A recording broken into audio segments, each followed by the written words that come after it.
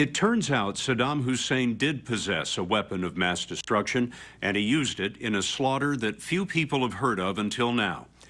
After the Gulf War in 1991, Saddam spent untold millions on a weapon designed to exterminate an ancient civilization called the Medan, also known as the Marsh Arabs. They lived in Iraq between the Tigris and Euphrates rivers, where many biblical scholars place the Garden of Eden. But if this was the place where man fell from grace, Saddam showed just how far man can fall. In a spectacular feat of engineering, he used water in a strike against his own people that not even an atom bomb could match. Back in 2009, we journeyed there with an American engineer who's resurrecting this magical land that was turned to dust by Saddam's secret weapon. We are now officially inside the marsh. And you can see the reeds getting denser and denser, taller and taller. Azam Alwash grew up in the water world that the Greeks named Mesopotamia, the land between two rivers. I got to tell you, this is not like any part of Iraq I've ever seen before. Right? I mean, when you say Iraq, it's a desert, right? It's burning oil. Hey, it's magical is what it is. This is magic. It's been more than 30 years since he pushed through the reeds with his father, who ran the irrigation office here. So I have very warm memories of this place. In 1978, Alwash left to study in America and became a partner in an engineering firm. I achieved the American dream, Scott. You'd been living in the United States for 25 years. You were an American citizen. Yes. You married an American woman. Yes. Your children are as American as they can be. And I'm as American as can be. Why did you imagine going back to Iraq after the life you had built? I realized at some point in time that money and success and the American dream is not everything. Working on passion, on something that drives you, is everything. His passion is a world where Mother Nature meets Father Time. It's the cradle of civilization outlined by the Tigris and Euphrates, the likely birthplace of agriculture, the written word, and the wheel. But once the ancients set civilization on its course, the Medan stayed behind. Their villages are primitive. They weave a life out of the reeds of the marsh. They bind them into homes, feed them to their water buffalo, and burn them to bake their bread. There's not much in the way of electricity, education, or health care. But elders like Sahi Saleh told us they did just fine until 1991, when they suffered their own kind of Holocaust. That was when the U.S. and its allies invaded southern Iraq to throw Saddam out of Kuwait. But there's another way for the bloodshed to stop. The elder President Bush urged Iraqis to overthrow their dictator. To take matters into their own hands. The Medan and other Shiites in the south supported an uprising to topple Saddam's regime. The marshes, known for ages as a smuggler's paradise, turned out to be a perfect place for the rebels to hide, with their endless maze of waterways like these on the Iranian border. But in 1991, when the Allies withdrew, Saddam turned Eden into hell. The United Nations Environmental Program called it the biggest engineered environmental disaster of the last century. Saddam tried to wipe out the Marsh Arabs by destroying their world. He built 6 canals to divert the waters of the Tigris and Euphrates out into the desert and the Persian Gulf. In a 5-year project, he drained 90% of the marshes, an area of more than 3,000 square miles. As an engineer, I'm telling you, drying up the marshes is definitely not an easy task. It's a monumental engineering project. He put every piece of equipment available in Iraq under his control at the services of the projects needed to dry the marshes. Saddam was using water as a weapon. You know, the world was looking for weapons of mass destruction, and the evidence was right under its nose. This is a Medan village shot by National Geographic in the 1970s, when the marshes were the Middle East's largest wetland. And this is what most of the region looked like after the man-made drought. Hunter, LC, War Doc 1-2. To get a sense of the scale of the engineering project, We went to have a look with the Illinois National Guard's 106th Aviation Wing. Maintain 200 feet. That's one of Saddam's canals, designed to capture the water, carry it past the marshes, and dump it in the Persian Gulf. One embankment runs through the middle of the picture, but this man-made canal is so wide, you can hardly see the other side more than a mile away. In fact, it's wider than the Euphrates itself. It's an unbelievable engineering achievement. This is my first time seeing it from the air, this close up, and it is spectacular. No one will ever know how many lives were lost and how many families were left in misery by the genocide that followed.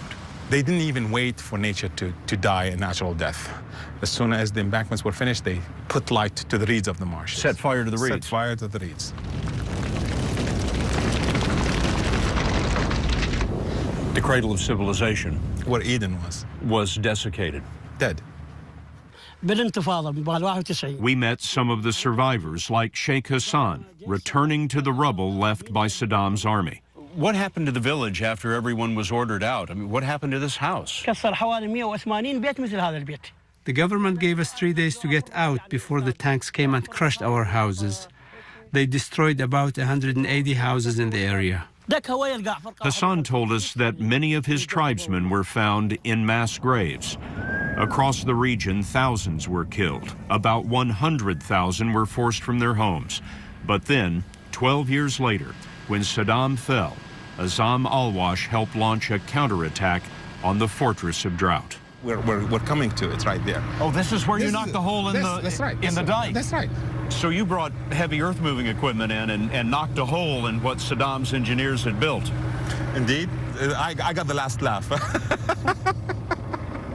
It was the beginning of his group called Nature Iraq that has developed a plan to restore the marshes. The thing is, it was a small hole. As the water starts flowing, it started digging its own passageway. You just had to break it. Just let the water start going. So the Euphrates just pushed its way through there once you broke it. Yes, once you let the water go in, it just makes its own way.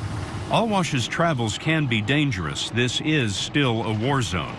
We traveled with a security team lent by the Italian Ministry of Foreign Affairs and with a squad of Iraqi police. Oh, the IP is following us. They found us, yeah. Al-Wash wasn't sure that just reflooding the barren earth would resurrect what was lost. But when we traveled deeper into the marshes, we saw what's sprung up since the waters returned in 2003. There. Oh, look at that. Look at that. We have entered another time.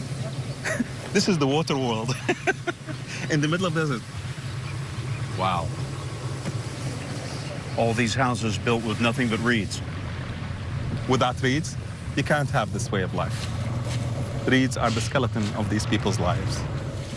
The House of Reeds is called a mudif. Al-Wash wanted one as a meeting hall for his project, and we were there to watch the construction. It's made of nothing but reeds bound by reeds. The arches are planted in the ground and pulled into shape. Then woven mats cover the top. Al-Wash's mudif is 15 feet tall and 70 feet long. It's where we did our interview and where one of the village elders came to entertain us. Have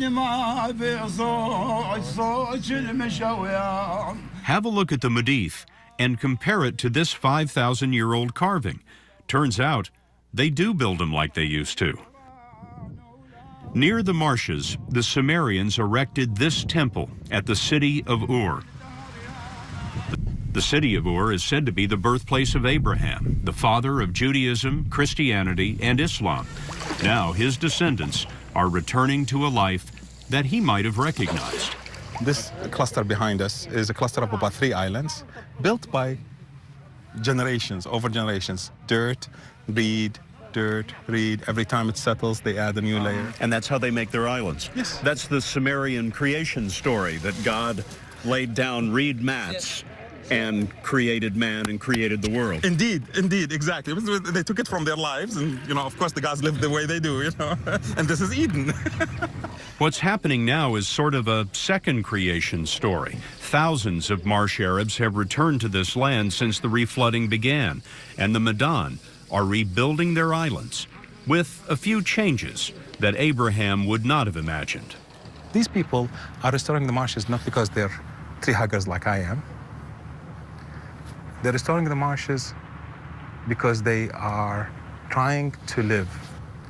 It's not because they love the birds flying or the reeds look nice. It's about livelihood. We saw that when we came up on a reed market. Families were bringing their harvest to a place where the new waters spelled the end of Saddam's road. What is your hope for this place? My hopes. I see the marshes as a destination for ecotourism. I see the marshes as a destination for archaeological tourism. But that's a very nice picture. But this is a country at war.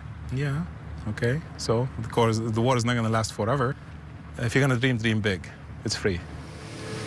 Al-Wash is lobbying Parliament to make his boyhood home Iraq's first national park. But no matter how big the dream, the marshes will never be what they once were. Upstream, as far as Turkey and Syria, there are more than 30 dams diverting water. There's a serious drought right now, and oil has been discovered here. Exploration will surely follow. Still, about 50% of the marshes have been reflooded.